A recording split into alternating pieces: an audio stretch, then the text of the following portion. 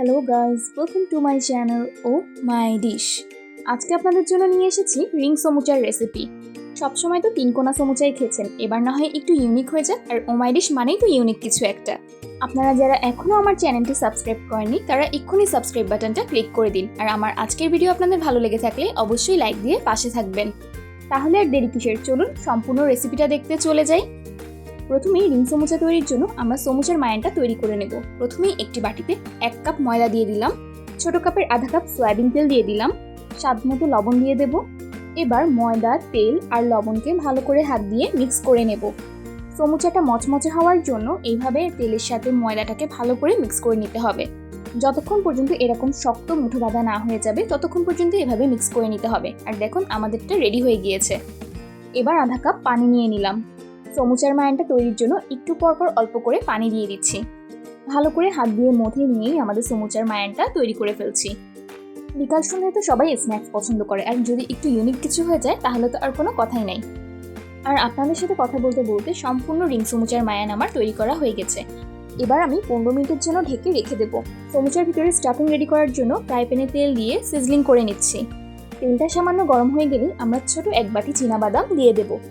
চীনাবাদামটা যতক্ষণ লালচে রঙের ভাজা না হবে ততক্ষণ পর্যন্ত এভাবেই নেড়ে চেড়ে নেব। এই বাদাম দেওয়ার কারণে স্টাফিংয়ের স্বাদটা দ্বিগুণ বেড়ে যাবে। বাদামটা প্রায় অনেকটা ভাজা হয়ে গিয়েছে। এবার আমরা পেঁয়াজ কুচি দিয়ে দেব। পেঁয়াজটা যতক্ষণ বাদামি রঙের না হয়ে যায় ততক্ষণ এভাবেই হালকা নেড়ে চেড়ে নেব। রিং সমুচার ভিতরে আপনারা যে কোনো স্টাফিংয়ে দিতে পারেন, কিন্তু সবসময় তো আর মাছ মাংস ভালো লাগে না, তাই আজকে আমরা আলুর স্টাফিং রেডি করব। এখন আমরা কাঁচামরিচ কুচি দিয়ে দিলাম আর ছেঁচে রাখা আদা কুচি দিয়ে দিলাম। বাদাম আর পেঁয়াজের সাথে আদা কুচি আর কাঁচামরিচ ভালো করে মিক্স করে দিচ্ছি। ভালো করে নাড়াচাড়া হয়ে গেলে আমরা গুঁড়ো মশলাগুলো দিয়ে দেব। প্রথমেই স্বাদ মতো লবণ দিয়ে দিলাম, হলুদ গুঁড়ো দিয়ে দিলাম, কাশ্মীরি রেড চিলি পাউডার দিয়ে দিলাম। গুঁড়ো মশলাগুলোকে ভালো করে কষিয়ে নিতে হবে। বেশ কিছুক্ষণ এভাবেই নাড়াচাড়া করতে হবে। আর এর মাঝে আমরা দুটো আলু সিদ্ধ করে নিয়েছিলাম। সিদ্ধ করা আলুগুলোকে ম্যাশ করে নিয়েছি, সেটাই এখন দিয়ে দেব। ম্যাশ করে রাখা আলুগুলোকে ভালো করে মশলার সাথে মিশিয়ে দিচ্ছি। বাদাম, পেঁয়াজ, কাঁচামরিচ, আদা কুচির সাথে ভালো করে আলুগুলোকে মিক্স করে দিচ্ছি যাতে সবগুলো একদম মিশে যায়। আপনারা চাইলে আলুর বদলে মাংসও দিতে পারেন, মাছও দিতে পারেন, সবজিও দিতে পারেন। আমার আজকে রিং সমুচাটা আলুর স্টাফিং দিয়ে খেতে ইচ্ছে করেছে, সেজন্যই আম্মু আজকে আলুর স্টাফিং রেডি করেছে। স্টাফিংয়ের স্বাদটা আরও বাড়িয়ে তোলার জন্য গরম মশলা দিয়ে দিচ্ছি। আর দেখুন আপনারা, গরম মশলাটা আম্মু মিক্স করে দিচ্ছে আম্মুর নিজের স্টাইলে। ফ্রাই প্যান দিয়ে যে কোনো কিছু এরকম উল্টে পাল্টে দেওয়ার তার জন্য বাম হাতের খেলা। আর এর মাঝে আমার সম্পূর্ণ আলুর স্টাফিং রেডি হয়ে গিয়েছে। 15 মিনিট পর ঢাকনা খুলে দেখি সমুচার মায়ানটাও রেস্টে রাখা শেষ হয়ে গিয়েছে। এবার আমরা হাত দিয়ে একটু মথে চপারে নিয়ে নেব। এবার চপারে একটু আটা ছড়িয়ে আমরা মায়ানটাকে মথে নিচ্ছি হাত দিয়ে। এবার মায়ানটাকে হাত দিয়ে লম্বা রোল করে নিচ্ছি। লম্বা রোল করা হয়ে গেলে এবার আমরা একটা ছুরি বা নাইফের সাহায্যে যে কয় পিস রিং সমুচা বানাবো সেই অনুযায়ী কেটে নিচ্ছি। এভাবে কাটা শেষ হয়ে গেলেই আমরা এক একটা লেচি ধরে আমরা সমুচা তৈরি করতে চলে যাব। চপারে আটা ছিটিয়ে দেওয়ার পর আমরা লেচিটা হাত দিয়ে শেপ দিয়ে নিচ্ছি।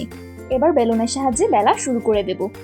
যেভাবে আমরা গোল গোল রুটি বানাই, এই মায়ানটা দিয়েও আমরা ওভাবেই গোল রুটি করে নেব। প্রতিদিন বিকাল সন্ধ্যায় আমাদের মনে হয় আমরা একটা ইউনিক স্ন্যাক্স আইটেম ট্রাই করি। আর স্ন্যাক্সটা যদি একটু ইউনিক হয় তাহলে তো আর কোনো কথাই নেই। তাই আজকে আপনাদের সবার জন্য তৈরি করে ফেলেছি রিং সমুচা। এর মাঝে আমার রুটিটাকে গোল করে বেলা হয়ে গেছে। এবার একটা ছুরি দিয়ে আমরা চারপাশে চারকোনা করে কেটে নেব। কেটে নেওয়া হয়ে গেলেই আমরা আলুর স্টাফিংটা এক সাইডে দিয়ে দেব। স্টাফিংয়ের আলু সবগুলো দেওয়া হয়ে গেলে আমরা হাত দিয়ে একটু ঠিক করে নিলাম। এভাবে করে দেওয়ার পরে আমরা ভিডিওতে দেখানো পদ্ধতি অনুযায়ী ভাঁজ করে নেব। স্টাফিংটাকে রুটিটার সাহায্যে এভাবে বন্ধ করার পর আমরা লম্বা রোল মতো তৈরি করে নেব। রোলটার তো মুখ বন্ধ করা হয়ে গেছে। এবার আমরা আরেক পাশ দিয়ে নাইফের সাহায্যে ভিডিওতে দেখানো পদ্ধতি অনুযায়ী এভাবে করে কেটে নেব। সমুচার চারকোনাটা যতটুকু ততটুকু পর্যন্ত এভাবেই কেটে নেব। আর একটু পরেই আপনারা দেখবেন কি সুন্দর চমৎকার একটা ডিজাইন তৈরি হয়ে গিয়েছে। আর এভাবেই আমাদের ছুরির সাহায্যে পুরো ডিজাইনটা করা শেষ হয়ে গেছে। এখন আমরা আবার ঘুরিয়ে নিলাম। পুরো একটা রোলের ডিজাইনে আমরা বন্ধ করে নেব ময়দা লেয়ের সাহায্যে, যাতে কোনোভাবে এটা খুলে না যায়। আপনারা এই ডিজাইনটা পর্যন্ত করেও কিন্তু রোল হিসেবে ফ্রাই করতে পারেন, একটা ইউনিক ডিজাইন হবে। লম্বা রোলের পরে আমরা হাত দিয়ে ঘুরিয়ে এটাকে গোল করে নিলাম। এক সাইডের মুখটাকে বন্ধ করে দিয়ে আমরা আরেক দিকে ঢুকিয়ে দিচ্ছি। আর দেখুন কি সুন্দর পারফেক্ট রিং সমুচা তৈরি করা হয়ে গেছে। এই সমুচাগুলো আপনারা ফ্রোজেন করেও রেখে দিতে পারেন, খাওয়ার 20 মিনিট আগে বের করে ফ্রাই করলেই হয়ে যাবে। এবার রিং সমুচাগুলো ফ্রাই করার জন্য আমরা ফ্রাই প্যানের উপরে সয়াবিন তেল দিয়ে দিলাম। তেলটা সামান্য গরম হয়ে গেলে আমরা রেডি করে রাখা রিং সমুচাগুলো একে একে ফ্রাই করতে দিয়ে দেব। রিং সমুচাগুলো মাশাআল্লাহ এত সুন্দর লাগছে দেখতে যে দেখেই মন ভরে উঠছে। আর খেতে কি পরিমাণ মজা হবে সেটা তো বুঝতেই পারছেন, দুর্দান্ত। কিছুক্ষণ পর রিং সমুচাগুলো এক পাশ থেকে আরেক পাশে আমরা উল্টে দিচ্ছি। আরেক পাশে হালকা বাদামি রং হয়ে গেলে আমরা সেই পাশটাও উল্টে দেব।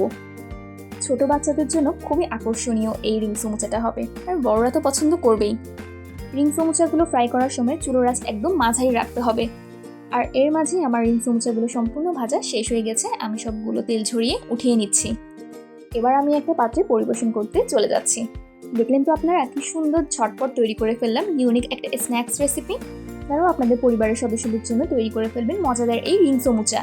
আপনাদের যদি আমার আজকের ভিডিও ভালো লেগে থাকে অবশ্যই লাইক দিয়ে পাশে থাকবেন। আর যারা এখনও আমার চ্যানেলটি সাবস্ক্রাইব করেনি তারা এক্ষুনি সাবস্ক্রাইব বাটনটা ক্লিক করে দিন। সবাই ভালো থাকবেন, সুস্থ থাকবেন আর ওমাই ডিশের সাথেই থাকবেন। আল্লাহ হাফেজ।